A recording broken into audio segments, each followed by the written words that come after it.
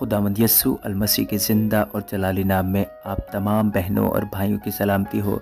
خدا کی طرف سے ہر طرح کی رحمت، ہر طرح کی برکت، شفقت اور ہر طرح کی آسائش آپ سب پر ہوتی رہے، آمین۔ دوستو، مجھ سے وعدہ کریں کہ آپ اس ویڈیو کو مکمل دیکھیں گے اور لائک اور شیئر لازمی کریں گے۔ بہت شکریہ۔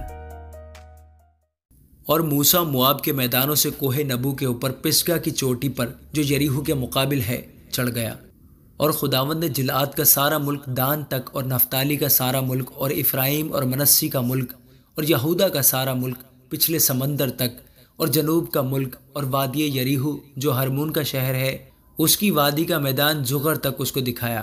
اور خداوند نے اس سے کہا، یہی وہ ملک ہے جس کی بابت میں نے ابراہیم اور اسحاق اور یعقوب سے قسم کھا کر کہا تھا کہ اسے میں تمہاری نسل کو دوں گا۔ سو میں نے ایسا کیا کہ تو اسے اپنی آنکھوں سے دیکھ لے، پر تو اس پار وہاں جانے نہ پائے گا۔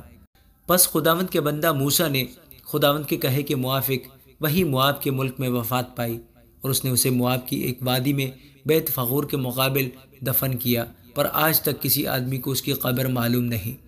اور موسیٰ اپنی وفات کے وقت 120 برس کا تھا، اور نہ تو اس کی آنکھ دھندلانے پائی اور نہ اس کی طبعی قوت کم ہوئی۔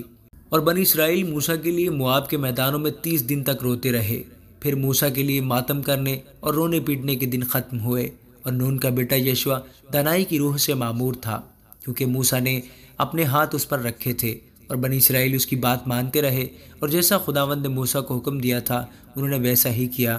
اور اس وقت سے اب تک بنی اسرائیل میں کوئی نبی موسیٰ کی مانند جس سے خداوند نے روبرو باتیں کی نہیں اٹھا، اور اس کو خداوند نے ملک مصر میں فرعون اور اس کے سب خادموں اور اس کے سارے ملک کے سامنے سب نشانوں اور عجیب کاموں کے دکھانے کو بھیجا تھا۔ یوں موسیٰ نے سب اسرائیلیوں کے سامنے زوراور ہاتھ اور بڑی ہیبت کے کام کر دکھائے، آمین۔